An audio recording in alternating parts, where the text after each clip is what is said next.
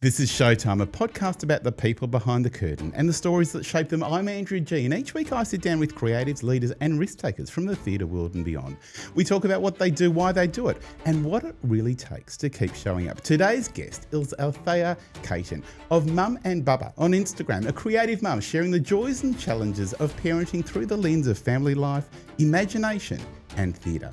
We talk about showing up authentically online, raising kids in a digital world, and how the magic of art is shaping their everyday lives. Welcome to Showtime, Althea Cayton. Morning.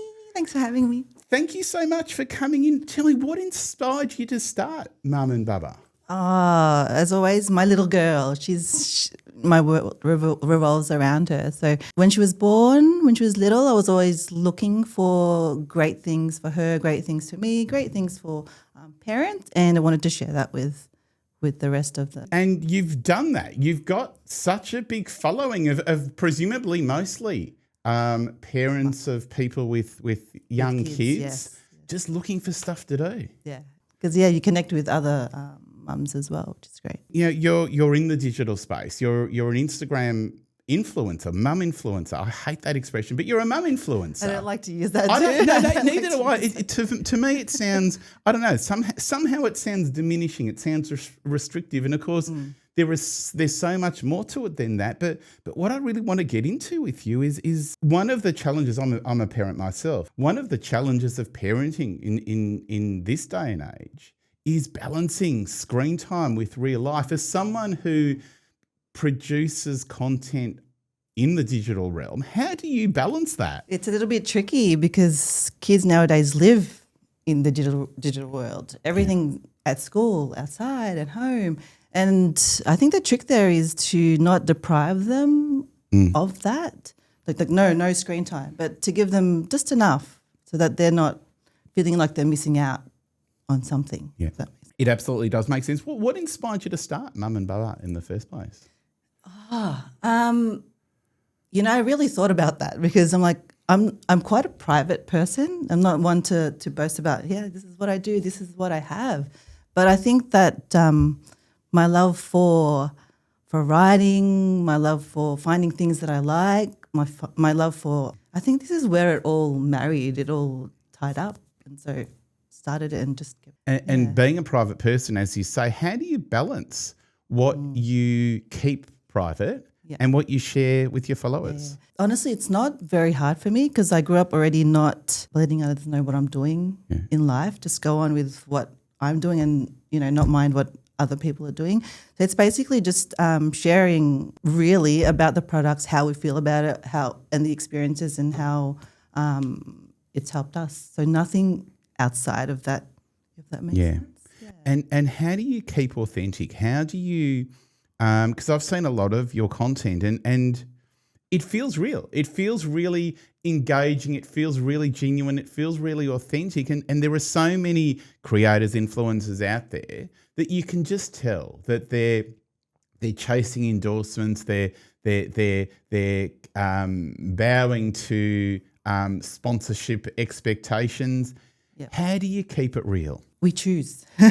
We choose the things that or products and experiences that we ourselves would actually like and do. Not because, hey, we got offered this, we got it, let's take, whatever we can. And our Instagram page isn't just about promoting all these products because it doesn't really work that way, I think. It shouldn't work that way. Because you're meant to share, things that you believe in. And I think that's what translates onto the... It absolutely does translate onto the page. And I guess that's part of it, isn't it? It's not feeling like you've got to say yes to everything that comes into your inbox or your DMs. I'm just learning that because it gets overwhelming anyway. There's just... What drives you to keep showing up online, to keep creating content and sharing it with your fan base? I just really, really love it. Like I mentioned before, work-wise, I've never gotten into the industry where I can let out the things that I love to do. And I think it's just with this Instagram brand or account, it's me, it's mine. So I can show, everything that I love under the sun, the love for my daughter, love for my family, love for writing, love for connecting with people about things that I love to do, and it just makes it special that way. That gives me the drive. And what is it about? What's important to you about sharing that? Why is having that outlet such an important thing? I guess that's where that's where people can see who I am. Again, I'm so very private, like outside the Instagram, and I feel like this is somewhere where I can share little bits about me that you don't really see every day, and yeah. So who's Althea when no one's watching? I had this conversation with my husband. I'm like, who am I? Because I feel like what you see on the outside, what people see on the outside when they see me is who I am when I'm on my own. I don't like to use, what you see is what you get. But yeah. And how does it seems to me that Mum and Bubba is your way of almost breaking that shell about getting out there into the world through a brand, through an identity where you can be quite selective with when you turn on and when you turn off. Absolutely. And I see it here all the time with performers.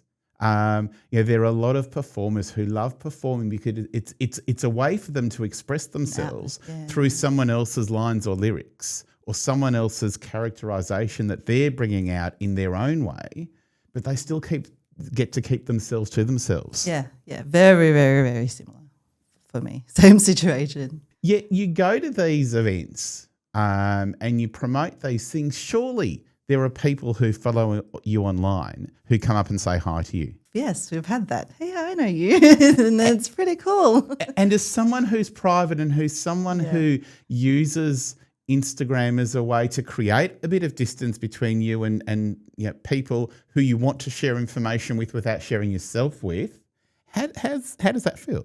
It's quite odd because there's still that private side of me, but there's still that little side that, the creative side that comes out. And I think it's pretty cool when we start connecting with others and realize,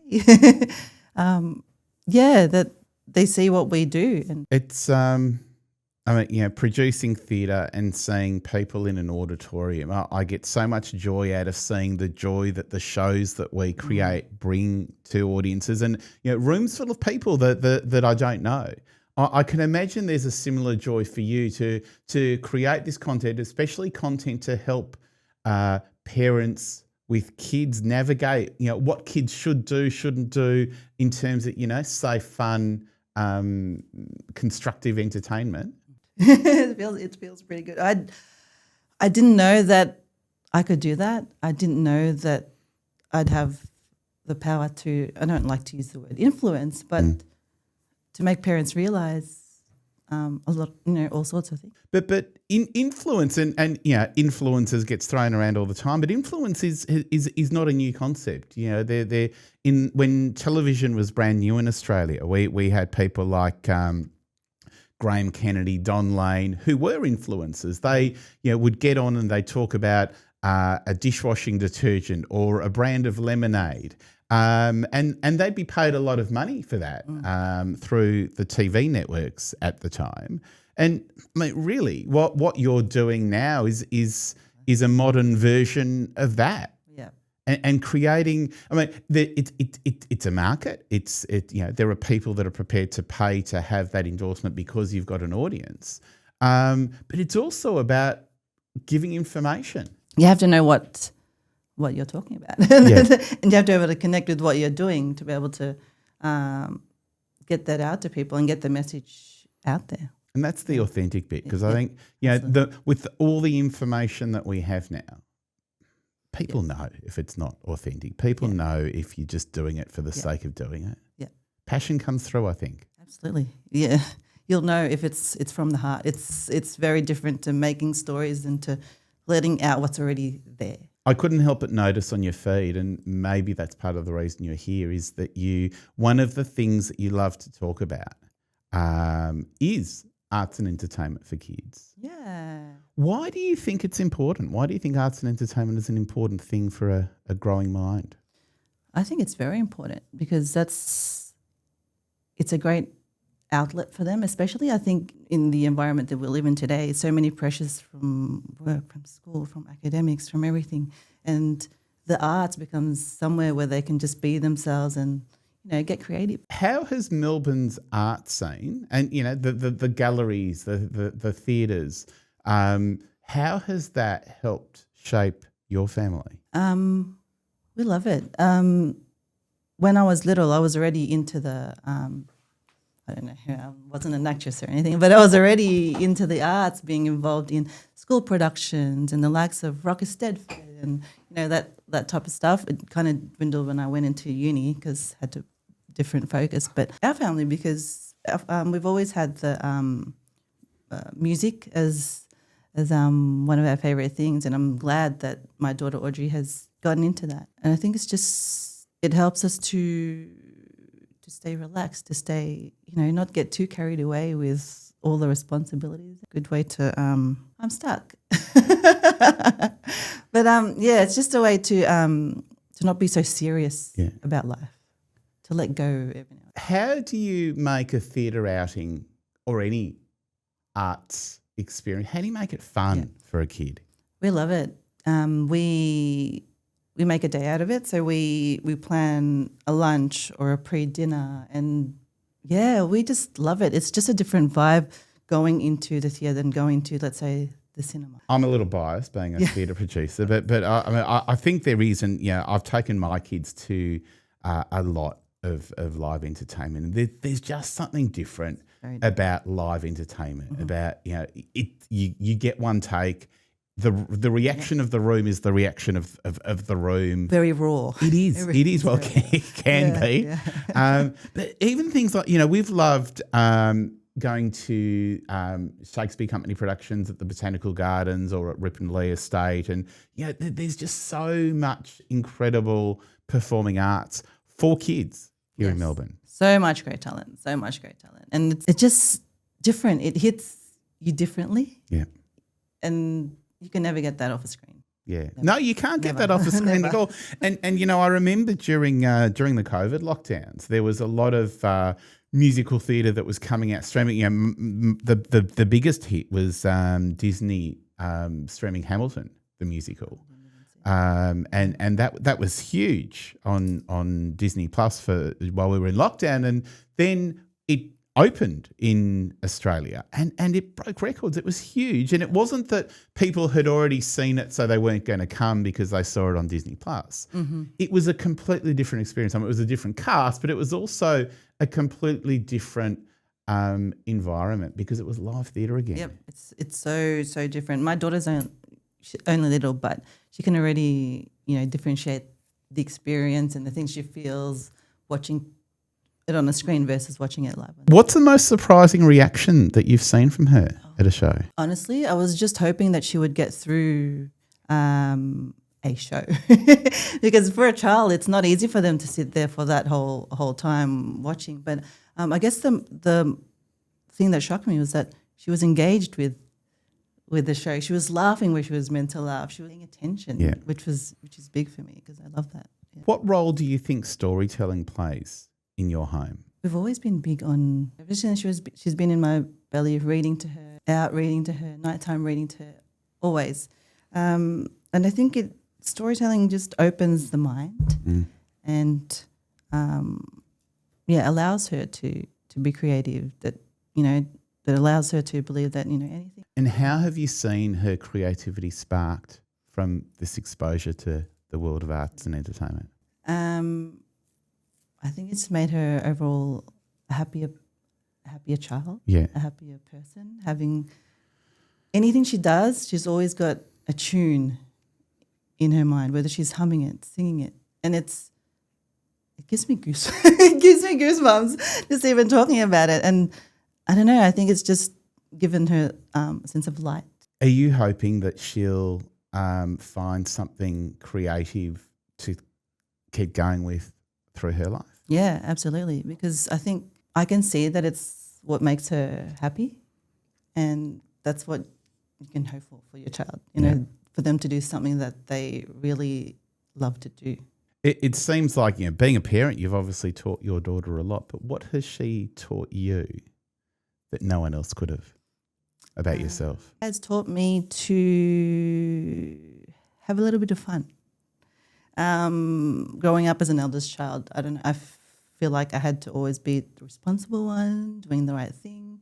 And I've always been like a little bit of a goodies, getting into the books. But as she was growing up, she taught me that, hey, it's okay to have fun. And I want her to carry that with her, that although there's responsibilities and things to do, it's okay to let go and have fun. And how do you display that? By being a little bit silly with her. So, and through going to, these experiences and going out and seeing what's out there, I think that's a way to tell her that it's okay to put things down, go out, have some fun, and then come back to the boring stuff later, which doesn't go away. So it doesn't go away anyway. So go out and have fun, have some fun, I think. I know you don't like talking about yourself, but what has made you feel most proudest of the mum that you've become? The most proudest is seeing her grow up to become a kind person, because there's so many things going on in this world that are not kind and not nice to see. But I've seen her deal with that, and she's still a kind person. And I think that's probably role modelling. Yeah, it's a cruel world,